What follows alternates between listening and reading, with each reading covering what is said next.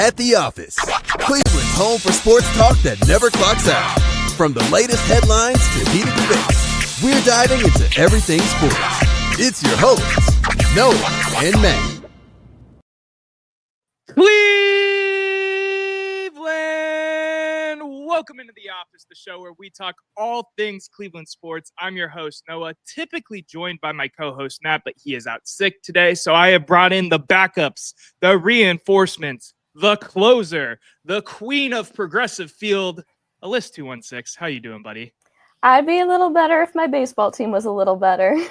I think me and you both agree when it comes to that. I really appreciate you hopping on. Let the people know real quick how they can find you, where your content is, where your articles are before we get into some of the spiel. Yeah, you can find me on Twitter and Blue Sky at Alyssa216, on Instagram and TikTok at 216Alyssa, and you can find all of my articles for Sports Girls Club. I cover women in sports using the link in my bios on any of those platforms. Hell yeah. Hell yeah. And I want to just give a shout out that I do actually know Alyssa in real life. We were co-workers this past season for the Cleveland Cavaliers, had an absolute blast rolling t-shirts and then throwing said t-shirts into the crowd, amongst other things. But really excited to have you on the show. And again, really appreciate you coming on such short notice. Excuse me. But first, we have to take care of some business, pay some bills, and that is our sponsor, D&D Meadery. Derek and Dominic, two twin brothers from just up the road in Madison, Ohio, now craft mead, honey wine for those who don't know, and you can get it from any retailer here in Northeast Ohio. If you order online, though, use code @the-office CLE to get 5% off. Buy 2 bottles. Get a free shot glass. And as we say every week, don't put it in the dishwasher because we broke all 3 of our giveaway shot glasses. So there's no more for me to show, but in the meantime, go check out the mead. They have a bunch of different flavors. This stuff is delicious. I know, Alyssa, you haven't probably tried it yet, but you should go out there and try it. It's some good stuff. Are you allergic to honey? Is that on the gambit of allergies? That is not one of them. Okay, good. I am glad. With that being said, thank you again to D&D Meadery for sponsoring the channel, the page, the podcast. We really appreciate it. 21 years, age, older, please drink responsibly. Now that we got that out of the way, the Cleveland Guardians have lost 4 series straight. Me and Matt came on last week and vented some frustration, and it has only gone more downhill. So I'm opening this up with asking you, Alyssa, tell us your thoughts on the Guardians losing 4 series straight, where this team sits as it is today, Monday, June 16th. First, I'm really mad about the Ohio Cup. That one hurt, losing to Tito, losing the cup for the first time in 11 years. What was most frustrating to me during that series was facing all of those lefties. And even though Vogt had at one point said, I don't do platoons, I don't believe in that. That was all we were seeing. And it's frustrating seeing us go out pretty much with the same lineups, no radical changes when radical changes are kind of needed within our organization. And just, you know what? Maybe if we throw the same lineup out again, it'll work this time. Yeah, it's the platooning that doesn't make sense to me. I know Manzardo's been cold, but the lack of seeing him as much as we've had in recent memory. Me and Matt got into it a little bit last week, talking about how I think maybe we should just deal Santana to free up some of this logjam, with Kafis also being a potential option to play at first base. It's frustrating because you watch this team, and I think we've talked about this before. I was at some of those playoff games last year. So to watch this team go on this fun run, and yes, it did end in the ALCS in person, for them to then deal 2 players, and regardless of Ortiz being good or regardless of Sassoni looking like he has the potential to be good, you deal 2 of your best players, and now we're back to this 500 back and forth. We kind of suck. I don't know. It's just so frustrating. Frustrating is the best word to put on it. What did you get to watch a lot of the Mariners series? I know it was late night. Did you get to watch any of that? Unfortunately, yeah.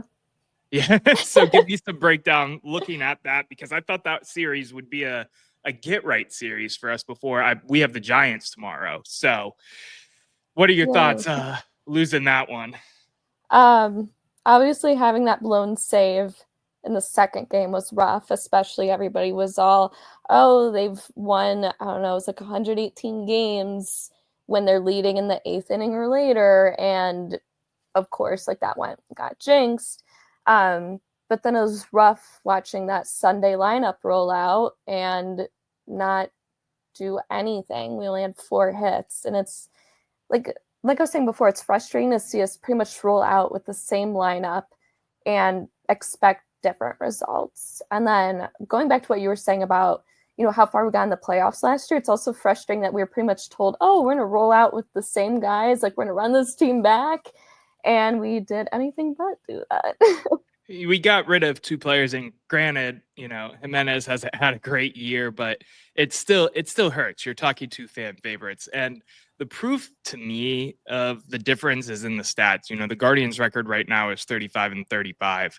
The pitching last year, and I'm going to get into some advanced numbers and then break it down in layman's terms. ERA minus was 91 last year. It's 100 this year.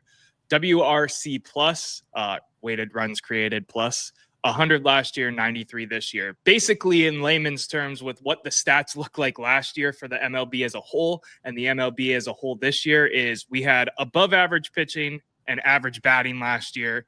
We have average pitching and below average batting this year. And I know that's abundantly seen when you watch this team play baseball, but when you have these numbers that back it, it baffles my mind. And I want to see them do something, but I don't know what that something is. And I know we're going to get into that in a little bit. But this whole situation of the Cleveland Guardians, I know you're not a Browns fan, so you don't have that blunder of last season on your mind. But between that, now the Cavs, and now this abysmal thus far season, I know we have had some players come back like Bieber. It just hurts, man. It's been rough over here in Cleveland. What else you got going on in terms of the thought process of losing the 4 straight series? I think it's difficult. Well, we don't know what we're going to get from our starters, because we could have one day where they're going 6 innings, giving us a quality start, and then you have another day where they only last a couple of innings, and it's any guy. Really, I think the big one, though, is Gavin Williams not being able to get through at least 5 innings, really. I mean, and then, our offense doesn't show up and give him, any run support anyway, but I think it's difficult not having any kind of consistency with pitching, but also until Bieber and Means are ready to come back, unless they maybe call up Parker Messick, but there's really, nothing else we can do in that department. Yeah, you talk a little pitching, and it's frustrating with me too with Bybee, because I thought for sure he would be number 1 arm quality, and sometimes he goes out there and he looks like Bybee of last season, and other times he goes out there and he lets up 2 home runs in the first inning, and we're down 5-0, 6-0, whatever, some crazy number. The pitching has definitely declined, and I think the pitching is also where we could potentially get some value out of this. And add some players. But before we get to that, I'm going to take us to break real quick. When we come back, we're going to talk a little Johnkensey Noel, because maybe he could be a fix in everybody's la-la land of hoping something makes the Cleveland Guardians go back to being the Cleveland Guardians of last year. And then we'll get into some trade talks as well. You are listening to At the Office, a proud member of the Fans First Sports Network.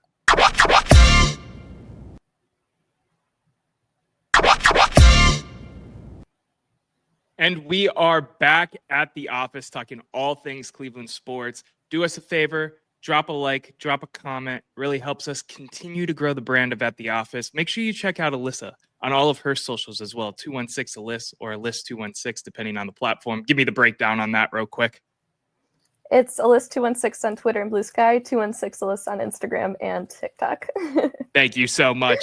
Don't forget, you can call or text the show. You could get your audio brought in right here.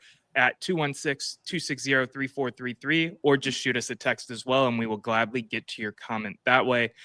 Check out At The Office, CLE.com. We have plenty of merch over there, like this mug, some of the t-shirts that you've seen us wear. We have plenty of stuff over there, stickers, you name it, we have it. Shout out Fans First Sports Network for everything they do in supporting us.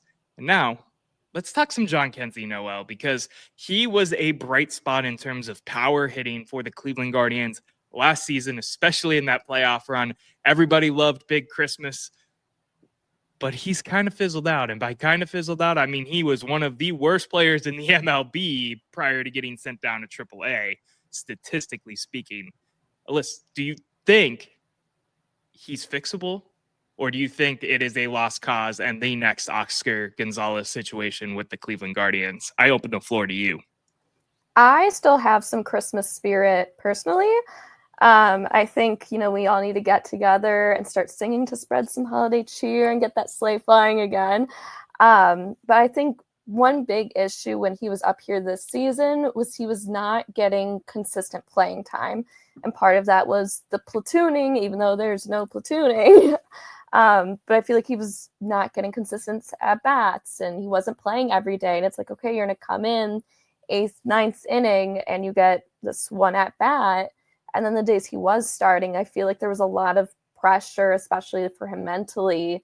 I need to do good today. I need to get a hit so I can prove that, I belong on this team. And he was seeing like only a couple pitches each day. I know there's one game where he saw 3 pitches all game. So I think I have a little bit of hope seeing that when he went down to Columbus and just, started hitting rockets again. And granted, there is a bit of a gap between the pitching in AAA and in the majors. But I feel like if he gets those consistent bats in Columbus, I feel like that's really going to help. But he needs to be playing a lot more often than he was once he is back up here. Yeah, you took the words right out of my mouth, actually, in terms of what gives me hope that he can still put it together. And it is the fact that he was either being pinch hit, or being platooned, where sometimes he's playing, sometimes he's not, and he can't get that consistency. So I agree with you 100% there. It just scares me because we've seen so many times big power hitting baseball players come in, look good at the beginning because they can hit, and then pitchers figure out how to strike them out. He chases so much. The stats on him chasing is absolutely insane. His whiff rate is historic. It's 146. I don't have the exact split here, actually, but that's what scares me with him. I was listening to the Ultimate Cleveland Sports Show a little bit the other day, and they were talking about how he is the definition of a guy, in their opinion. I think it was Jay Crawford. Of a guy that could be in quadruple A, where he's too good for triple A, but he's just not there for actual Major League Baseball. And that's what frustrates with me. But at the same time, I was at the game where he hit the home run, so I am a very big Johnkensey Noel fan. So selfishly, I want to see it work, but personally, I just don't know if I see it. I hope him going down to AAA and kind of getting back into his own makes him a better batter and gets him back to where he should be, but I don't know if it's in there. Do you have pessimism at the same time, or are you full blown in the Christmas spirit, like you said? I feel like for a while I've been a little scared that his floor was Oscar Gonzalez. So I'm like, this could go either way, and either way I feel like I am prepared for that. Yeah, that's fair. What about just thinking about AAA for a second, do you think we're going to see any of these prospects? And I know this can kind of start pushing us towards the trade talk. Do you think we'll see any of these prospects get called up, like Kafis, like a Chase DeLauder, in the near future? Yeah, I know like we really want to work with what we have, and we're pretty big in that, but I wish we did see more moves like that. I'm a huge Chase DeLauder fan, so every day I'm like delusional and I'm like, today's the day. Like I'll drop everything and I'll go to his debut like I did for Manzardo last year. But I'm hoping we see him and Kafis in the near future. I know Kafis is doing more right than he is first just because of the log jam there. But I feel like if Santana did eventually get moved, then we would see him there with Manzardo. And Chase is doing both left and right field. And my thing with Chase especially is we all know he's going to get hurt again.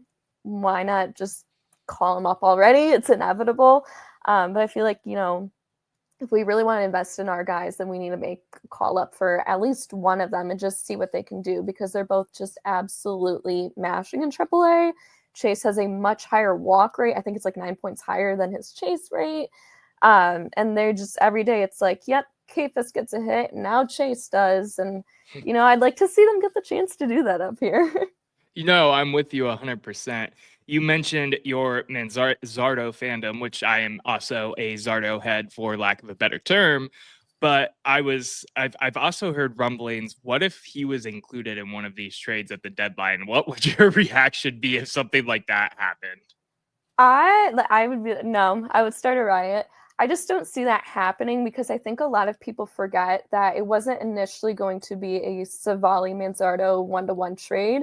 It was supposed to be Bieber and a bunch of other guys tacked on, and Manzardo and a bunch of other guys tacked on. So it was supposed to be our ace for Manzardo initially, and that was before Bieber's first injury.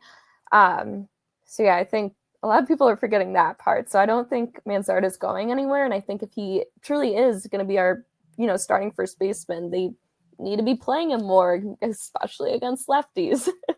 Why do you think they're not playing him? Because, I get it. He's on a little bit of a cold streak. I think he's batting sub 200 right now. I think he's like 191 or something like that, average-wise. But, he is a bona fide stud of a prospect. That is what you bought into, and you have to see a guy like that through. So, do you have a thought process as to why? Are we too obsessed with the platoon right now? I don't get it.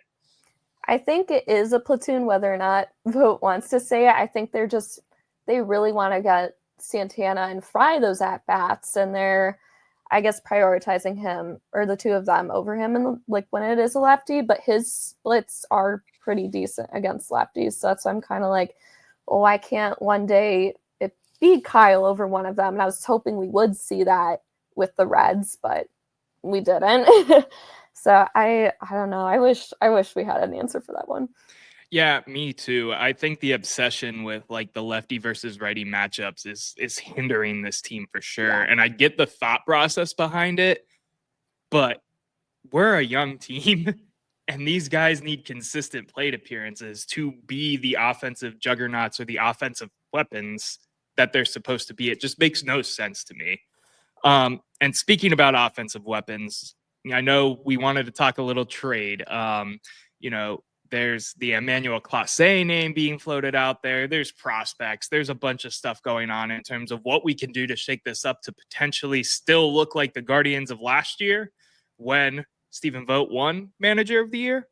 What are your thoughts on trading Clase first and foremost, and then we can kind of get into the nitty gritty of what you would want to see in a return if that trade came to be?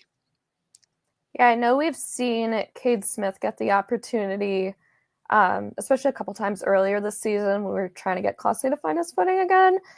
I wouldn't be as concerned about it now as I would be, like, say, middle of last year, you go, we're going to trade Clase. I'd be like, no. Right, but, like, right. This year, it's like we do have at least one guy with the capability of stepping up into that role.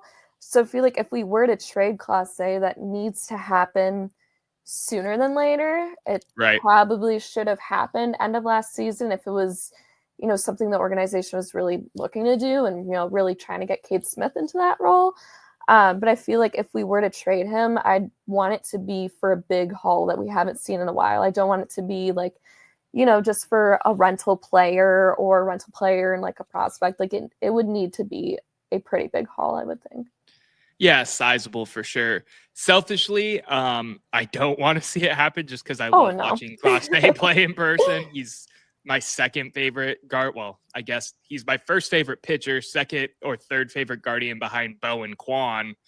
Jose's in there as well. You know how that works. You just love all of them eventually. But selfishly, I don't want to see it happen. Logistically, with what this team needs and a potential shakeup, and now we have a Cade Smith that looks like he could be a closer in this league. I get why you would want to do it and explore it. And yes, I'm with you 100% there as well, that they need a decently good sized haul for that trade to go through, in my opinion.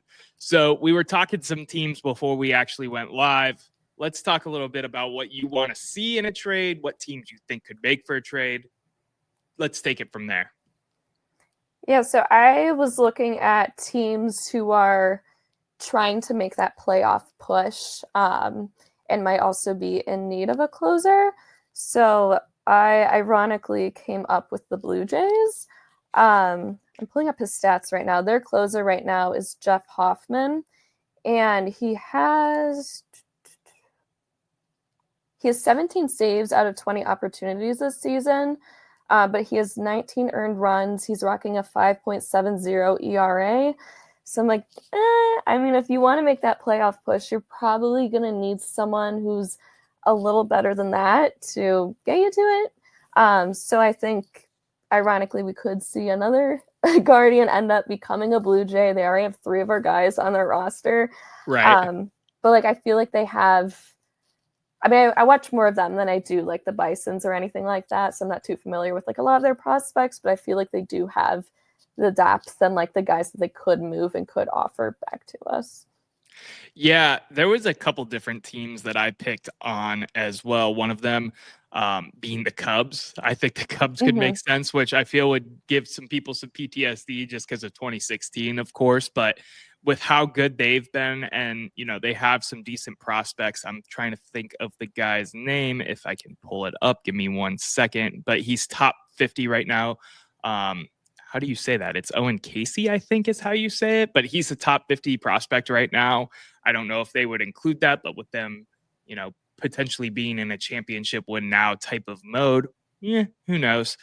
But aside from that, they obviously have players they could include in that as well.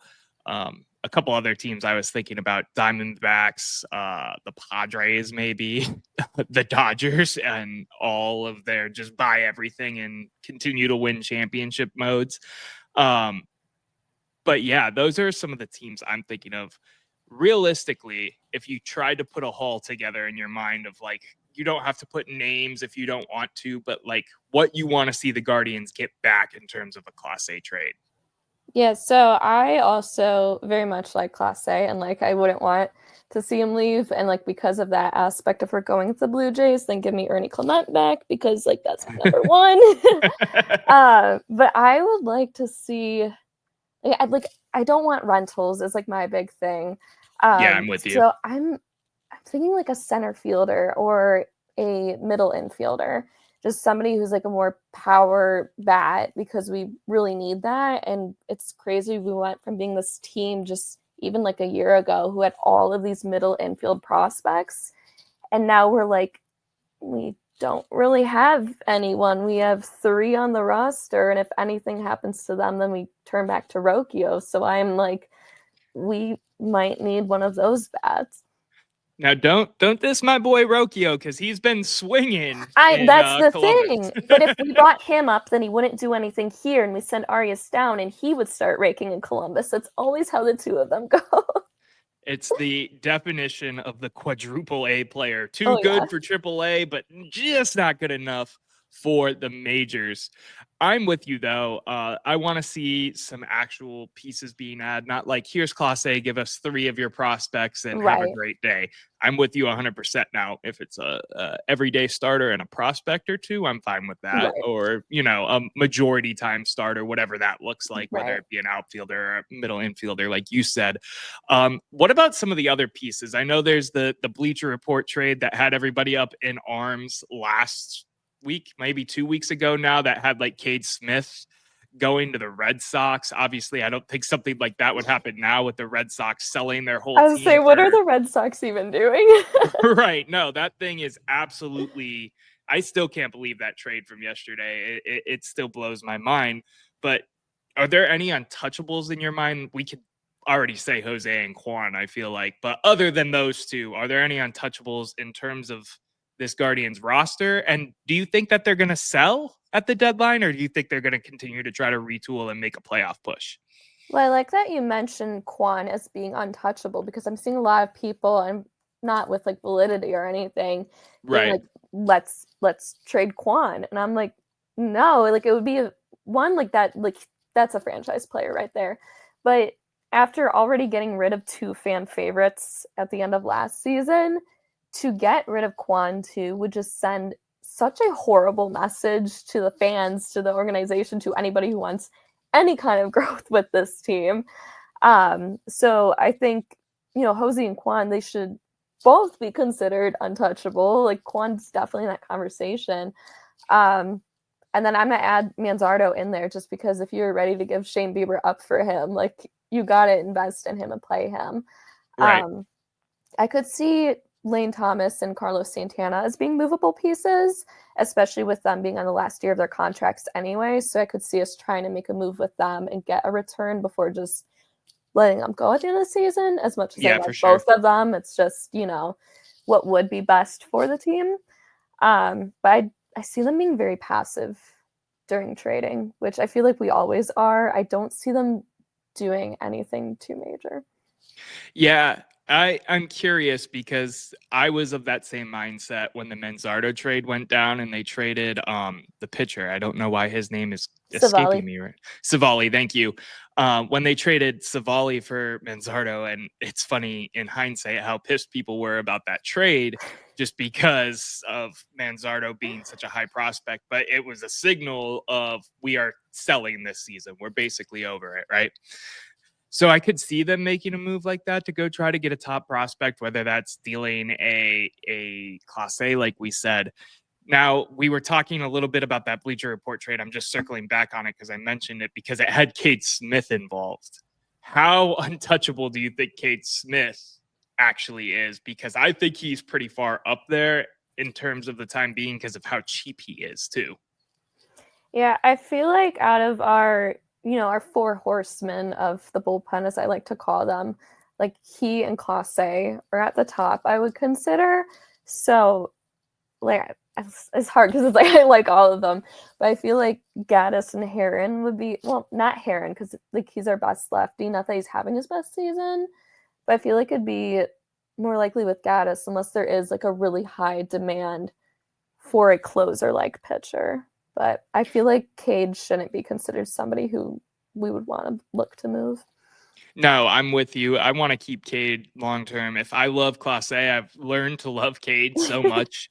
One of the last games where he was actually in the closer role in Cleveland, I was actually at that game, and watching him do the closer entrance and all of that, goosebumps. Anyway, I'm being too much of a fan right now on the podcast. Barry Northrup mentions talking with Atlanta, getting Marcell Ozuna. It's an A, right? Ozuna from the Braves? Yeah, from the Braves.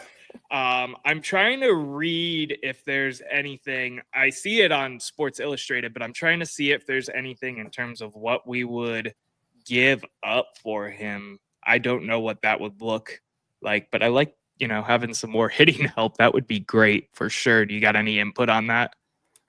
Well, if you search Ozuna from the Braves, I'm not the biggest fan of him in particular.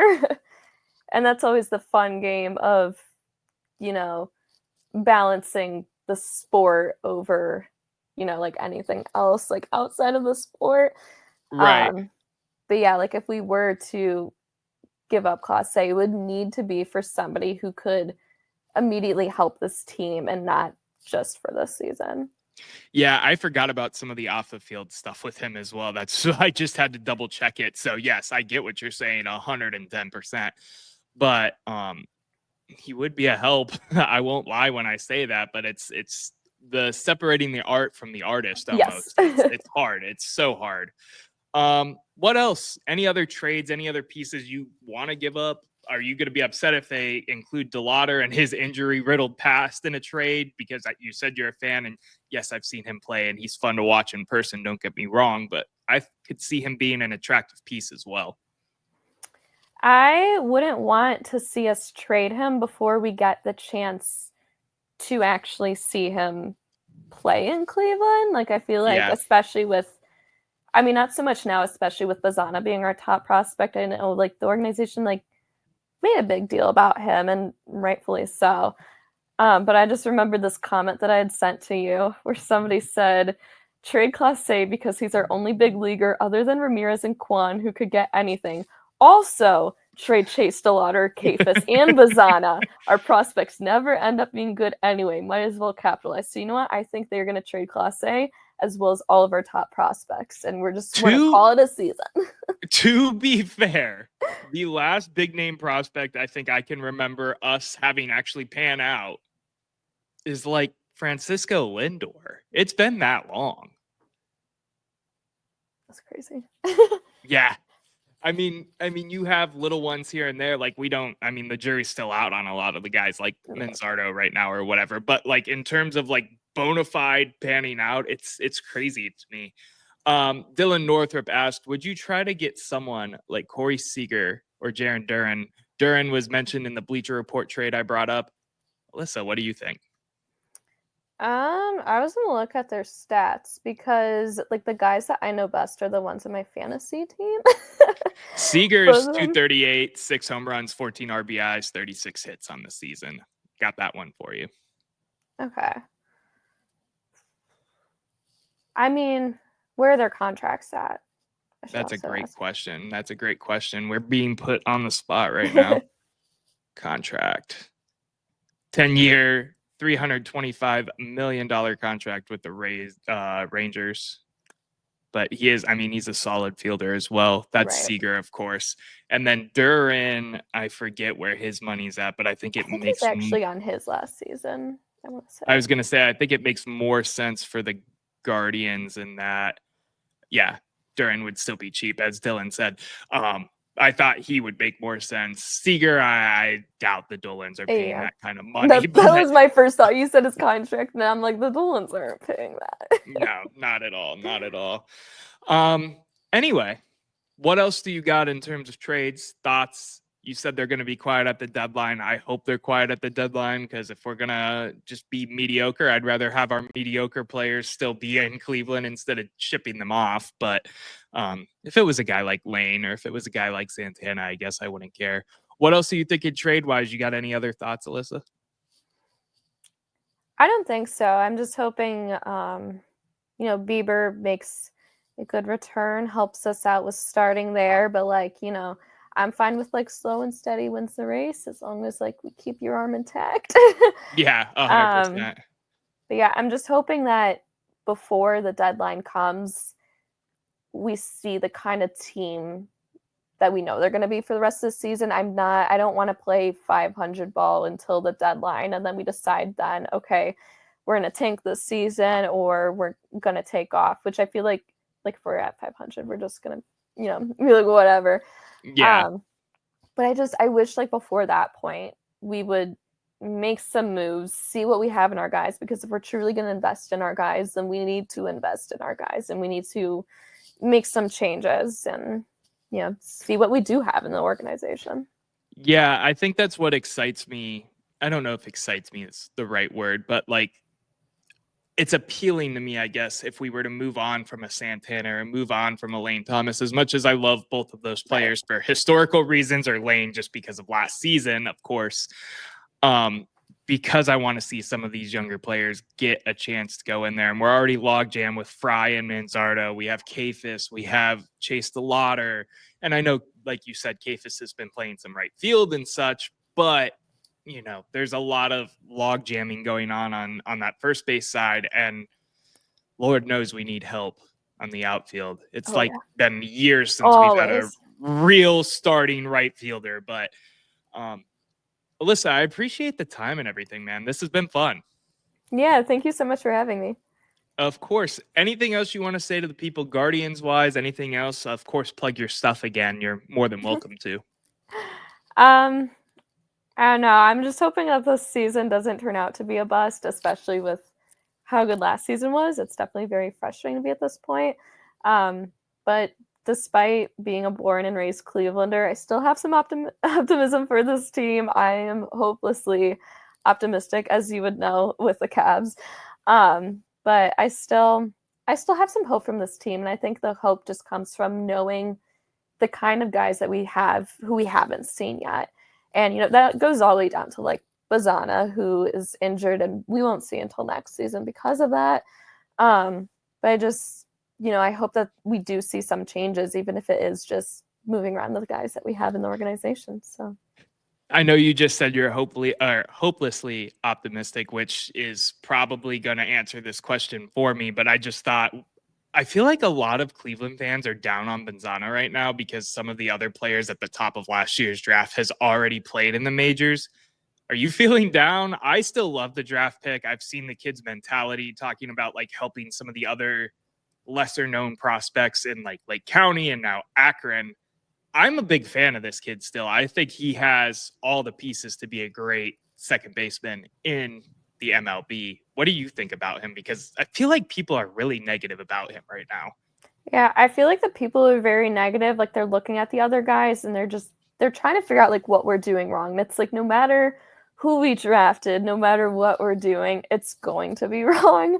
Right. But I'm very close with the Lake County captains, so it's very fun watching him there last season and get to win the Midwest League Championship with them. And then with, you know, this season, I think like he was nursing that injury for quite a while. So, and he's not like DeLauder where he is chronically injured. So I'm not pessimistic about him or anything. And I don't have any concerns about him either. Like we're gonna progress him hopefully at like a good rate. I know our organization likes to play around with like service time and all that and try to work their way around it and manipulate it. But I'm hoping we'll see him at Akron in a couple of weeks and get him to AAA by the end of the year. And then maybe even next season, we could see him starting at second base or getting there by maybe May. But I don't have any concerns about him. Listen, all I hope for is he is in Akron. It's a long shot at this point for the June, I think 28th game when they are the Akron Galley Boys, because I already have tickets for that because I am the biggest Swenson's fan of all time. So I want to go there for that game. And of course, I'm not going to get to see Bazana play. I did get to see him a little bit last season, though, for Lake County, because that's only like 20 minutes from me. So it's a great time. Lake County is a great little ballpark. I know you're close with them. I've been up there quite a few times now, especially being a downtowner. Alyssa, it's been fun. Make sure you plug your stuff one more time for everybody to go find where they can see some of your content. Yeah, you can find me at Alyssa216 on Twitter and Blue Sky and at 216 Alyssa on Instagram and TikTok. And go Guards. Go Guards, indeed. Thank you, everybody, for tuning in to yet another edition of At the Office, a Cleveland sports show. Make sure to hit the subscribe button. Follow us on all the socials. We have X, we have TikTok, we have Facebook, we have Instagram. You name it, we're probably on it, and we're probably posting a whole lot of content surrounding all three of the Cleveland sports teams that we've unfortunately come to learn to know and love. Thank you for tuning in. We really appreciate you taking the time, taking a little bit out of your day, especially on a day when the Guardians aren't playing. I know the finals are coming up in a couple hours here. Really appreciate it. Till next time, Cleveland, stay up, stay blessed. And until next time, peace.